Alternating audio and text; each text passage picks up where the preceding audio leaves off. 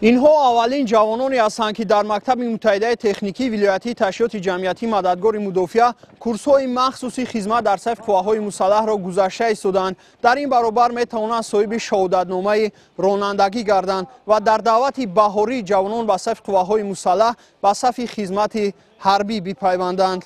با شکرگزاری از فضای آرام و آسوده میهن و پیروی از سیاست موفق و جوانپرورانه حکومت مملکت، جوانان دلیر و شجاع ولایت ختلان حفظ مرز و بوم، پیشرفت دولت، حمایت منفعت‌های ملت با دست و دل و نیت پاک و صادقانه و پاک وجدانانه خدمت کردن را مقصد و مرام یگانه خود می‌شمارند. همین است که امروز ده‌ها نفر جوانان وطندوست و خویشتن‌شناس با درک بلند مسئولیت، احساس گرم وطنداری، دلیری و شجاعت در مکتب متحده تکنیکی تشکیلات جمعیتی مددگار مدافع ولایت ختلان حاضر گردیده عزم دارند بعد صاحب کسب گردیدن در دعوت بهاری شهروندان و خدمت حربی در صف قواهای مسلح مملکت بپیوندند و قرض شهروندی خویش را در نزد مادر وطن سربلندانه ادا نمایند.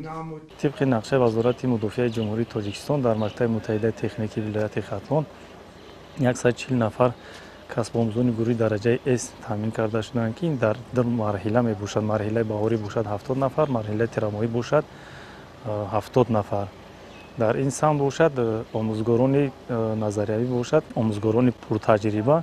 و آموزگاران عملی، یعنی که راندن درجه اس در راه‌ها باشد که تامین کرده می شود. طبق قرار رئیس ولایت ختلان تحت رقم 288 از 12 دکبر سال 2024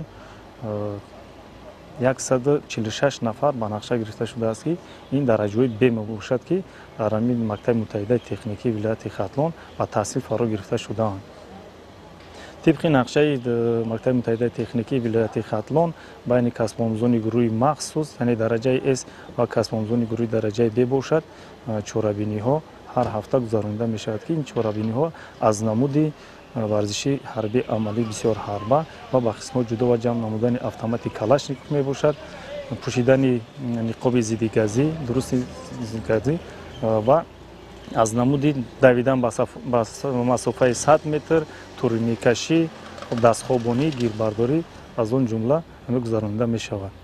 سمت اساسی فعالیت مکتب متحده تکنیکی تشکیلات جمعیتی مددگار مدافع این نمودن رانندگان برای قواهای مسلح بود در روند تعلیم از روی نقشه حربی کنانیده شده صورت میگیرد. کسب آموزان در صنفخانه‌های برهوای مجهز با عیانیت‌های تعلیم از آموزگاران صاحب تجربه تعلیم میگیرند. باید خیلی نمود که در مؤسسه در برابر درس‌های نظریوی امکانیت خوبی درس‌های عملی فراهم آورده شده است. طرز استفاده از نقلیات‌های سبک‌رو و وزنین باربردار و دیگر تکنیک‌های لازمه در صف ارتش ملی با کسب آموزان فهمانیده می شود که می تواند در آینده نزدیک همچون راننده به صف قواهای مسلح مملکت بپیوندند. این زمان من در کورس‌های رانندگی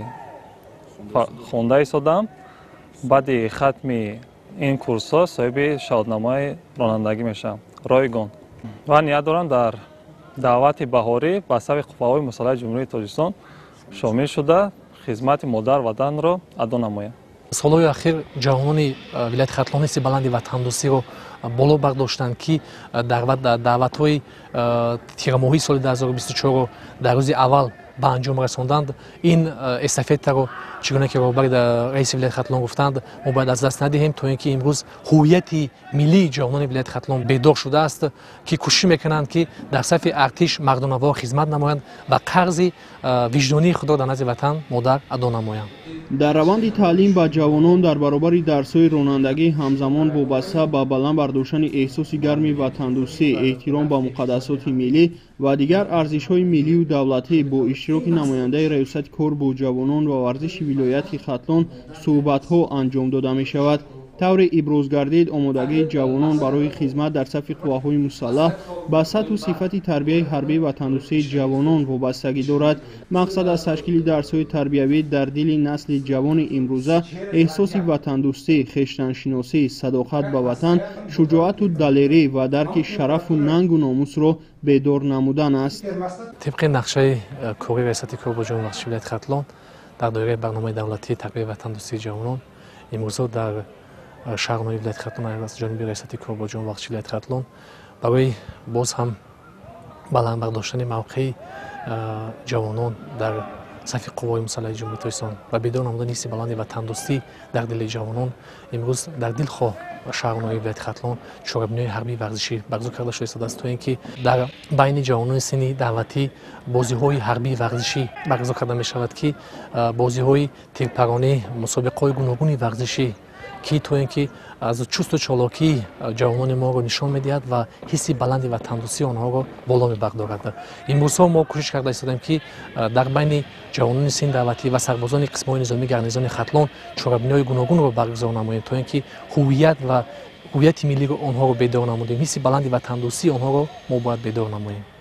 برگزاری چوگابی حربی و تندرستی وطنپرور همساله در عرفه تجلیل از روز قواهای مسلح مملکت در همه مؤسسه‌های تعلیمی دویر می‌گردد که این به بلند برداشتن حس وطن‌دوستی نسل نو است و آمادگی اولین بهر خدمت در صف ارتش ملی محسوب می‌گردد. ضمن برگزاری چوگابی حربی و تندرستی وطنپرور در مؤسسه‌های تعلیمی آمادگی دفاع حربی، سفارایی، با قسم‌ها جدا کردن یراق یا کشمشان، تیرپرانی، مسابقه‌های ورزشی، تکنیکی و آموزش تکنیکی بی‌خطری از جانب خوانندگان انجام داده شده از جانب مسئولان بهاگذاری می‌گردد. مؤسسه دولتی مددگار مدافع وزارت مدافع جمهوری تاجیکستان در سمت فعالیت خود عاید به تربیت حربی و وطنپرستی جوانان و نورسان، آماده نمودن جوانان به خدمت حربی در صف قواهای مسلح جمهوری تاجیکستان سهمگذار می باشد. در این سمت از طرف رهبریت مؤسسه دولتی در مؤسسه‌های تحصیلات میانه عمومی شهر و ناحیه‌های ولایت ختلان